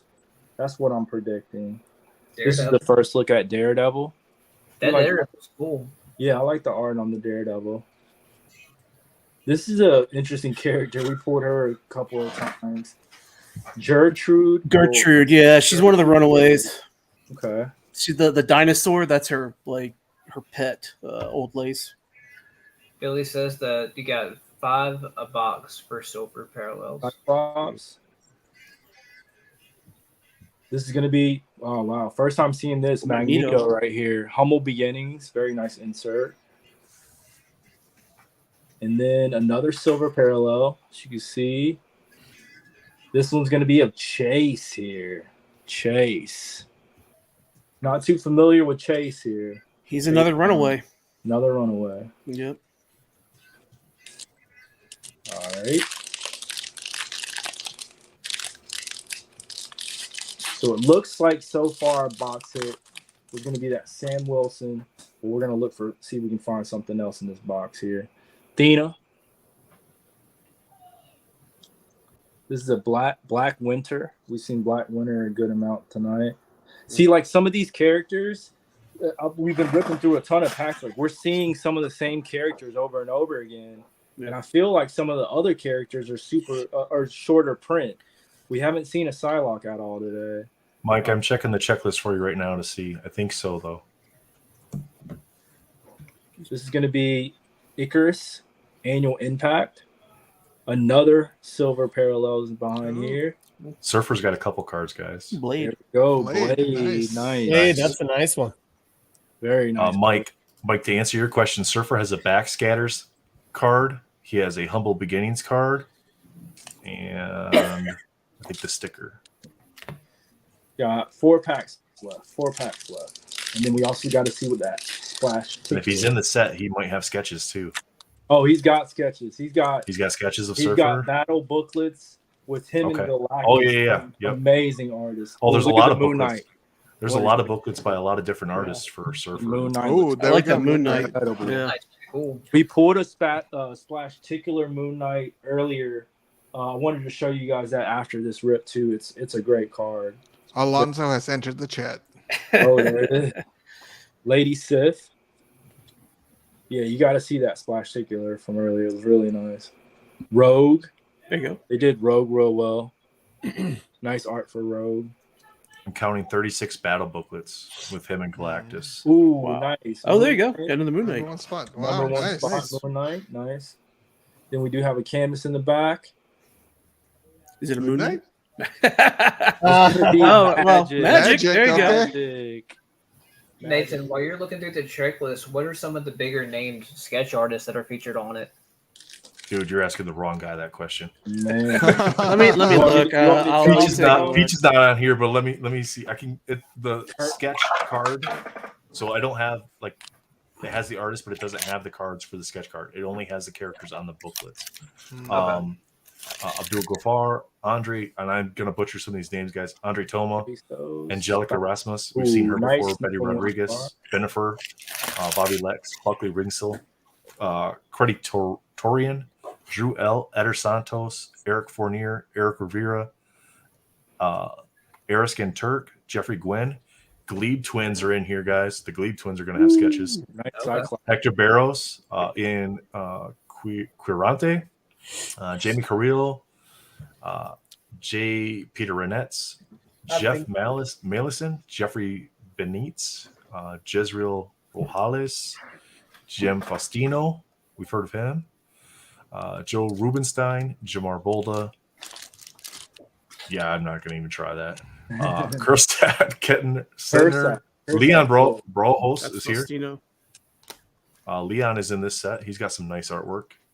Bennifer did a really cool battle booklet. Yeah. It was like kind of like children versions of like Doom, Surfer, and I think the Fantastic Four. Like it looked really, really cool. That I saw earlier today. Nice.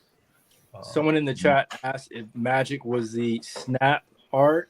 I'm not sure if this is the Marvel Snap art. You guys would have.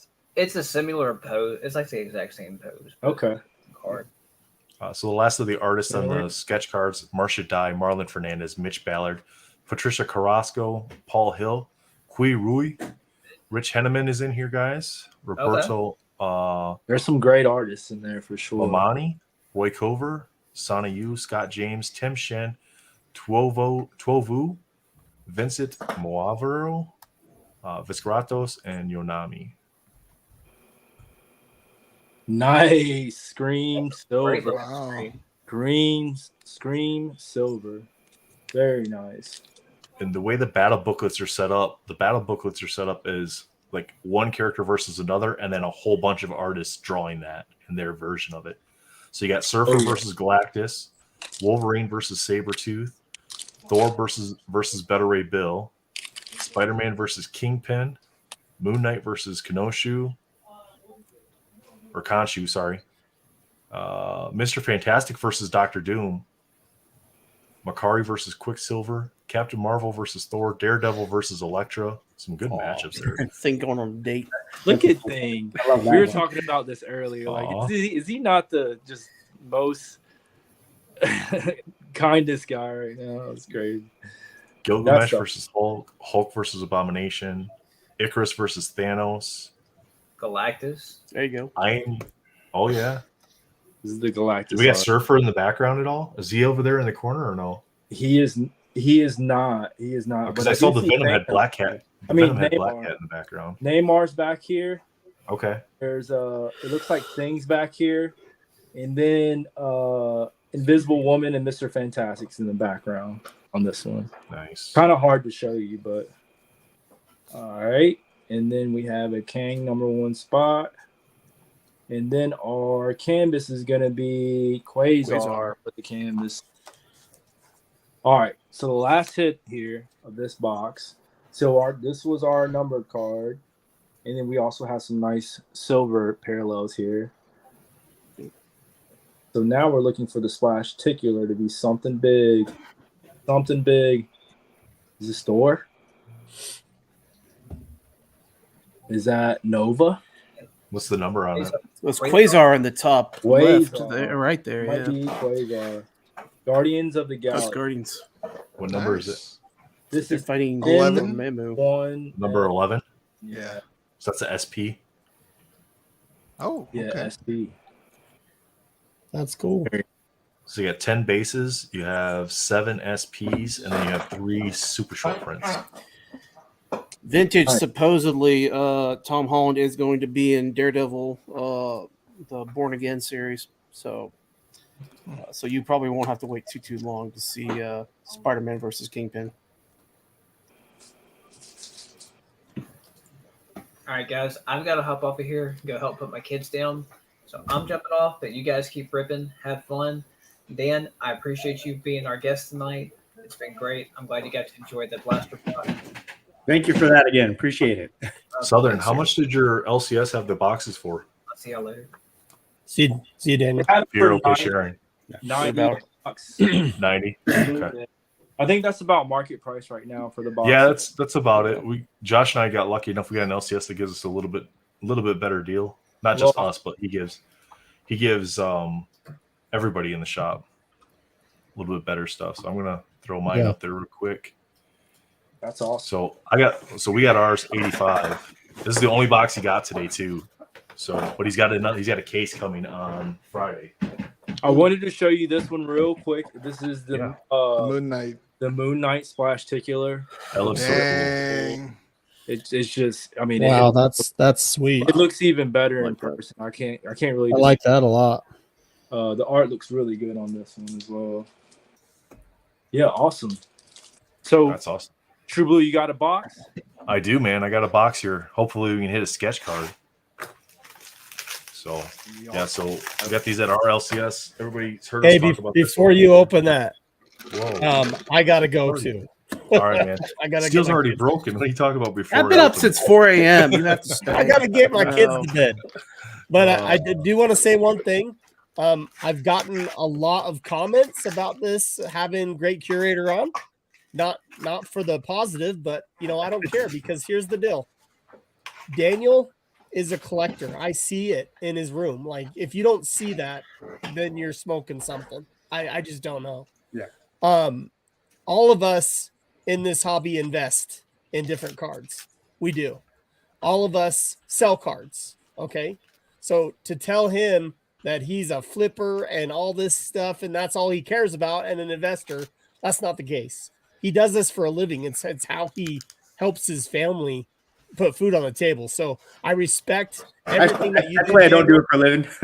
I have a I day job. love you. Yeah. No, well, I'm just saying, it's just, it is what it is. It should, you should get more respect than people give you. I think people take you the wrong way and they don't know you personally if they think anything different.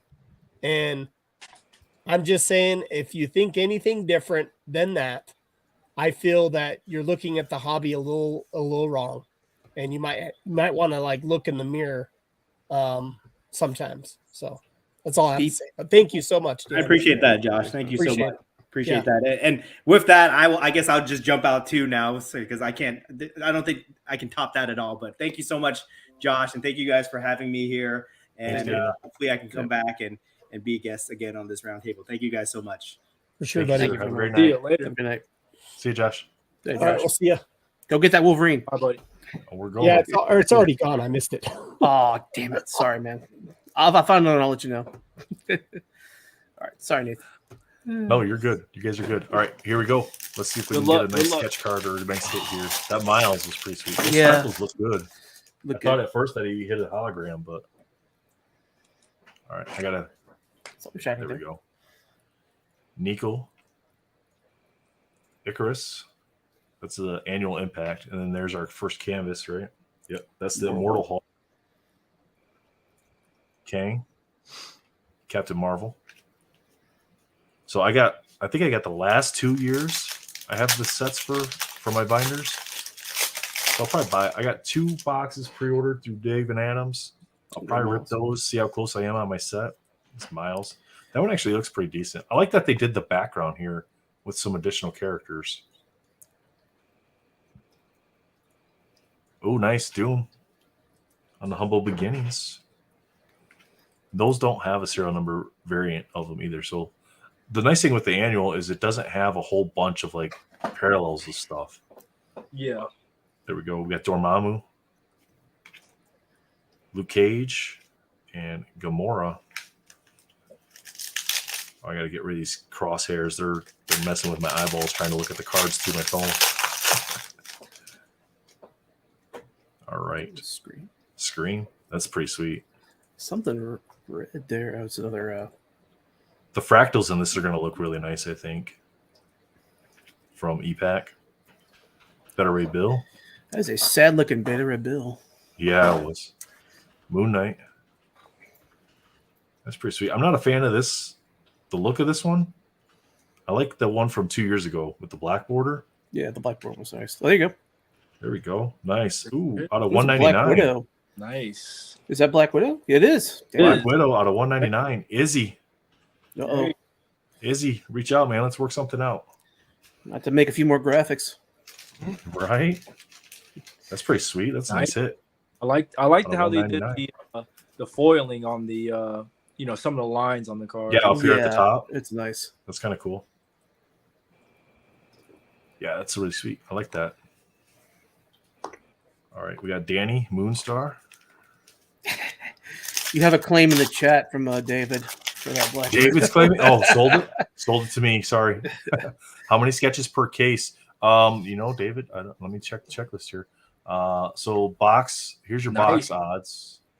So nice. That's a nice looking Case card. it. So box odds, you're getting 8 canvases, 5 silver sparkles, 1 back scatters, and 1 splash ticular. And you're going to get 1 insert. It's either going to be Star Rookies, Annual Impact, Humble Beginnings, or number 1 spot per pack. I don't see anything as far as like the case numbers here. Like they don't have like a case breakdown for the sketches. They don't even give like your odds of pulling a sketch at the top, like per box or anything. Battle booklets are 1 in every 1,536 packs. Ooh. And sketches are 1 in every 768 packs. Wow. Woo. But you can hit them in blasters too Wow. at 3,840 packs. So Electra. There we go. Doctor Strange. Those annual impacts, those don't look too bad. It's a nice gold foiling, just simple. There's your canvas Toad. Rogue, there she is. Nice. She's all kinds of pissed off. There's 16 boxes per case. Just trying to see who we got in the background on this one. 16 boxes per case. Yeah. And then how many packs we got in the box? 24? There's 16 packs a box. 16 packs a box, 16 boxes per case, so 16 and 16. Sorry, guys, do our little math here. So we got 256 packs per case, and it was out of 768. So almost like 1 out of every 3 cases. Every 3 cases, 1 every 3 cases. They Wow. made them rare for sure. They definitely made them rare. Lady Sif. Yeah, they definitely made them rare this year because last year I think I was pulling a sketch card out of the annual I bought. I was pulling a sketch card like once every 5 boxes, I'd say. Chase, Star Rookies, Harrower. That actually looks really nice. That's definitely a better look for that card than the insert from last year. There we go, Dr. Doom on the canvas. Do you think that they hold off some of the sketches to be in more of the EPAC products, knowing that that drives a lot of the EPAC sales? Man, I hope not. I have very little in these card companies faith that they actually do what they should do, and that they split it up 25% to physical, 75% to EPAC or to EPAC. I have little faith that it happens, but I have that little bit of me says that they actually do what they're supposed to. So one of my theories is there's a lot of physical that to see the light of day. You know, like they're completely sealed stash in a card store, and they've stored them because they can't sell them or something like that. So we never see those sketches, right? It could be years, like 2018, we're still pulling amazing sketches from there, right? But on EPAC, people strive to sell out, like to buy as much as they can digitally on EPAC. For the achievements. So we see those sketches come out more. Like it is getting ripped by clicks a lot faster than the physical products, and the LCSs and the distributors are getting those to be open. And a lot of people have boxes on ice too, right? Yeah. Mm-hmm. I'm just looking at in Marvel cards, Curate The T, who's one of the he's a Turkish sketch card artist. He just posted all these battle booklets. Okay. They're really nice. Like he's got a really nice Silver Surfer with like Galactus in the background, and some kind of half face ones where it's like Captain Marvel and then Thor. So then there's those. Every nice. artist has the same booklets, and then it's their spin on the different pairings. Yeah. Versus These are just beautiful. whatever characters they want. Shang-Chi. Oh, nice. Magneto. And we got Rocket. And then that's that back scatters one. You said that was the sticker, right? That's a sticker, yeah. Nice. So the back scatter, Magneto. nice hit, by the way, with Magneto. Yeah, so 1 per box on the back scatter. Yeah, one per box on that one. That's pretty sweet. And you could already see like some of them have better centerings than others. So a lot of people that want to grade them, they're gonna have to find a really, really centered one the way that they printed them out. So I'll just throw the Doom Hulk. I can see this one. Chase. Whoa. And Black Widow. She's going out for the night. Yeah. Hitting the club. I do disco assassination for you, yes. So my two of my sparkles so far were Chase and Kazar. So not big like Miles. Handle. Okay, we got Luke Cage doing his Nick Fury impersonation. Nice. Marvel Canvas, Girl on the nice. canvas. Jean Grey there. Ghost Rider. And Molly Hayes.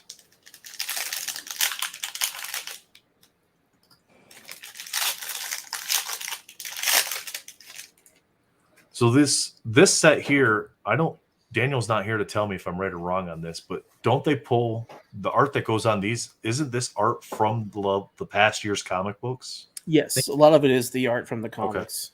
Yeah, I can tell because There's I've our cap. picked up a lot of comics recently. You can see a lot of the older characters are a little bit more aged as well. A lot of them have beards. They look older. Hercules. Look at that. That looks like Doesn't even Hercules look is like trying him, to right? sell you a used car. This I Nova know. over here has got only 180,000 miles on it. So there you go, guys. We got power ranking. I didn't even look at the back of these yet. We got power rankings. Oh, on that's that. cool. Yeah, I didn't Minor notice flood that. damage. Yeah. Wow, look at his intelligence. It's so low. That's pretty bad. That's terrible. That's 2 on intelligence, 2 on speed. He's got a 1 on energy projection, and he's got a 4 on fighting skills. But you can beat the ever-loving crap out of him, apparently. His durability rating. Yep. All right. There's Black Panther. Black Panther. Not too bad. It's all right. That's all right. I think I got Hercules looks like Scandal. Getting his Beard- CGC with the beard grades dye. back. Yeah. Weird dye. There's Captain Marvel. There you go. Oh, nice. Scarlet Scarlet Spider. Spider on the canvas. Nice. That's Nice. cool. That looks good. Yeah. Those canvases, those just look so nice. Yeah, they did a good job on the canvases. They feel great in hand, right? Yeah. Oh, yeah. I mean, I like this. these feel better than Spider-Man Metal. As far Wow. as like the quality of the card. Yeah. And like look I at agree. the back of this. So we got red borders on this, right? Yeah. Look how clean that is. I mean, there's a little bit of white Yeah. on that corner up there, but that is so much better than the Spider-Man Metal and X-Men Metal cards. Honestly, I think this is very, like I said earlier, this is very refreshing to see Marvel just look a little different, right? It's just Yeah. a nice facelift. The quality is a little bit better, I think. So do you guys think that the blasters will come out at $30 in the stores, or do you think they're going to come out at like 20 because it is a entry-level product? I think for 6 packs, I think 5 or 6 packs a box, right? I think 30 is about right. It'll probably be 30 Nice. just to keep up with pricing for To be consistent. Yeah, Mr. to be Fantastic. consistent. But I guess depending what you're getting blue parallels of it. So I mean, if you get 1 blue parallel for pack, that's not too bad. I think they're gonna add the silver, Blade. and then you can also get the stickers and the blasters. So they'll add value somewhere there to make it $3 is worth. This feels better than the last 2 years too, because really in the last 2 years, I mean, you get your variants, which are basically the canvas cards, Right. but these speckles, getting these makes you feel like you're actually getting hits in several of the packs. Whereas last year, They look you're basically looking for 2 packs. That's it. Yeah, they You're look looking so for the good in splash person. ticketer, and you're looking for your hit. So Jordan wants to know is Cable in the set?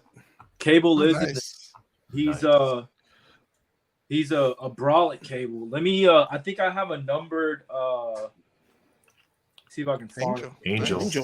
There you go. And Nova.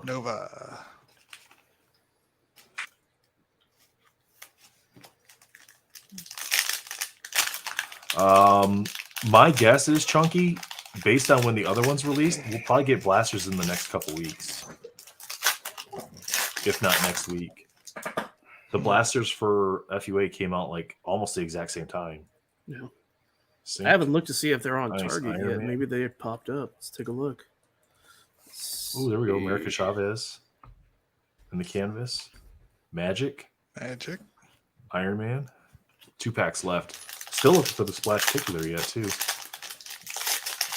I'm guessing that suspended animation is our hit for the box. Scarlet Spider. So now I can start. I got the canvas and the base, so now I can start going for the Rainbow. Our rookies, Aaron Fisher. Multiple man Nothing variant. yet. Canvas. Wolfsbane. And Ultimatum. All right, last pack should have our splash tickler in it. All right, we got Warpath, Professor X. Not a fan of that Professor X at all. Yeah. Valkyrie. I didn't get a splash tickler. No splash stickler, yeah. Huh. Huh. What the hell, Upper Deck? Time to Quasar. email QA. And Purple Man. Oh, Valor left Yeah, too no early. splash tickler. What in the world? That's Valor's boy, Purple Man. Purple Man. Yeah, says here. 1 splash tickler, 8 canvas, 5 sparkles. 1, 2, 3, 4, 5 sparkles. The back scatter. That's a hit. And then I'm not going to count the canvas cards, but yeah. So that's my break. Guess you were short one. Yeah, well, It happens. what can you do? It happens. Here's Brady, what the table, you know, I paid $5 less in the market, so that's probably where it was at. Oh, the this is cable. what the table looks There you like. Nice. This is going to be canvas cable right here. That sturdy salute. Bigger than Thanos in the set. God, you thick boy. Thick boy. Yeah. Oh, so earlier my excitement in my purchasing that Venom, I didn't read the fine print. I bought a neon blue and I paid way too much for it. Oh no! What did you think it was? One where you I look thought it was a turquoise because I saw a turquoise earlier for the same price, and it popped up Way with to that. go. You know, eBay does that stupid thing. It's like, hey, you looked at this earlier, and it like was about to end, and I didn't like favorite it at all. It just popped up with like it ends in 14 minutes, and I thought it was the one I had favorited. So I put my bid in real quick, and I won it. Of course, I won it because I bid. Way too much. So I'm gonna go sell a it few get- records get- tonight to did it pay get for pushed up? that piece of shit. So Did it get I pushed mean- up at the end? You just don't have to. You just no, don't it have did get to- pushed up at the end. I was probably the only bidder, I think. So Oh, Just don't okay. pay. Okay. Just it was, send an it was just- a PSA 9 Venom Neon Blue. So I mean, it's worth a few Yeah. bucks, but it's not. You can just write them a letter like everyone else does. Just Oh, I'm say not- like my dog accidentally logged into my No, eBay account and I- bought a bunch of cards. So can you I just sell cancel on this? eBay, and I'm not gonna do that to somebody. So yeah, my I cat. mean, My cat. I'll hold on to it, you know, and who knows, my nephew might want it, so maybe it'll be his birthday present. So My kid likes black suit Spider-Man, and he thought that was that, and it's not. yeah. And he so took hey, my phone, logged in, and bought everything. Austin Oh, Vintage that's Collectibles. I think that's the name Free of the seller. comics. Hey, there you go, man. Free Comics Yes. wants to know how much for the Doom. Go have a drink on me, Derp says. Ah, That's funny. yeah. Oh, All well. right, y'all. That's Well, life. let's head out. Hey, Southern man, thank you Great very one. much for coming on, buddy. We really appreciate Yeah. you sharing that with us. And y'all check me out. Happy release day. He has a Whatnot stream, so I want to plug your Whatnot. No, channel, you so- don't have to plug it. No. Yeah, we're no, not I plugging do, because you're I one of those appreciate it. Whatnot sellers I really like to watch and I respect. And you don't. This is fire. That's a banger. Get in on this. You know, I don't hear that in your streams at all, and I No, like that we you're not pressuring I lo- people to buy stuff, man. I'm a That's really natural cool. host, and I like to have a good time. I think Tim my Yeah. streams before. I don't like to leave my customers empty-handed. If nothing comes up, we typically add a couple more hits in there for you. Yeah, We like to play good music. We like to talk about cool cards. You meet very interesting people on Whatnot. The community's been real supportive and great though. And I'll continue to just jump around, and I'll check out the streams where I can, and hopefully we can rip some more product in the future pretty soon. So I appreciate you guys having me, and the community's growing every day. So oh, yeah. There's a lot more stuff coming out, man. So we will have every of course. opportunity with these back-to-back releases we're getting pretty much from Upper Deck. Yeah, So I know, beginning we coming out we were- soon. Really, we were excited complaining about about not having cards, and now we got too many. yeah, I have We a- don't got enough time in between to like balance our checking accounts. they're like, we've listened to the community, and we're gonna come through. It's like it's the floodgates. Shut them back Yeah. down. Yeah, So, yeah. appreciate everybody. Thank you so much. Thanks, man. Appreciate it. Thank you, bud. Hey, Appreciate thank you, man. Yep. Later. Yeah. Anyway, Take care, man. well, I think on that note, I've been up since 4 a.m. So Oh, jeez. Yep. sleep. yeah, I had to get my Awesome. 15-year-old dog to the vet, and it's one of those walk-in clinics, so you got to get there super early in order to get an appointment. But Mm. Yeah, but no yeah, problem. So Well, I got Chad, a lot of, thank you. sewing to do. Thank you, chat, for coming out. Sorry, Derp, I didn't mean to cut you off there. I thought No, you but were I'm sorry. I'm rambling. I don't want No, any you're caffeine. good. I want to go to bed. So good. yeah. Thank you. Well. Thank you, chat. Thank you for the people who came in and kept it civilized, and those we respect, that people are passionate about the hobby and passionate about stuff, but coming on just to bash for the sake of bashing, we got to stop that. That's fine to have your opinion about something, but some people in glass houses shouldn't throw stones. I'll just leave that comment because I did see some people talking about hyping cards, and I've seen them do the exact same thing. So Marvelous. But anybody who opened, go ahead. Marvelous said he got his jambalaya pickups from the Daredevil jambalaya trade he did. Ooh, nice. Awesome, man. Loved it. Nice. Can't wait for that video. So that's awesome. Man. Good night, David. Thanks for being here. Good night, Appreciate David. you. Guys, Thank you. have a great night. I'm going to be on again in like an hour. I'm going to be opening up what's called Newligan Pack of Smokes with my friend Beth. Yeah. So if you guys want to check that out, I'll be I know. on again. I'm teasing. I got a video in the works, so Nice. I'm one card away from my 60th rainbow with Spider-Man metal.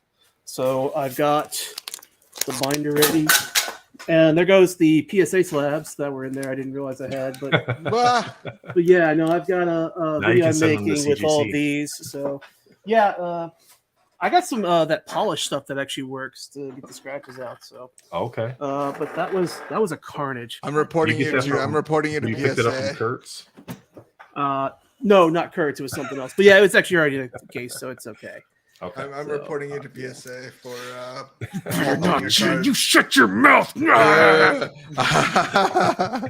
This Derpa guy is submitting altered cards, guys. There, if anyone wants to take a screenshot of that face, Oh, add this it on should be a the thing, thumbnail. make it purple. Oh put yeah, me make on it a Thanos. Thanos face. I am inevitable. Okay, I'm done. All right, I need to All go. right, guys. Bye, Take y'all. it easy. You guys have a great night. We'll see you next week. Saturday morning, don't forget, they're going to announce the next Unbound. Letter is H. And we'll be live on Monday night. So I'm not sure if Spidey's Sunday night or Tuesday night this week. We don't know till the weekend usually. So, but otherwise, gonna Marvel say Madness, he's got his on Friday. Hypno Hustler, baby. Hypno Hustler. Hypno Nah, Hustler. it's Donald Harry Glover Styles. coming out in that movie. You got to promote Harry it. Styles. It's Hypno gonna be Harry Hustler. Styles. I'm We sticking got with High Abomination with Evolutionary, She-Hulk. I'm just saying, I expect disco balls everywhere, Freddie Young. If you're making that card, more disco balls. If he doesn't make it for this set, you got to commission that. I'm gonna because commission that it would be for him, amazing. yeah. Oh wow. Just because. Yep. And then we got to get a Husk card for Daniel. So Yeah, we really need to do a GoFundMe for a Husk card for Daniel. So, all right, guys. All right. Thanks, chat. Appreciate you guys. Take care. We'll see you on the next one. have Bye. a good night, everybody. Bye. Peace.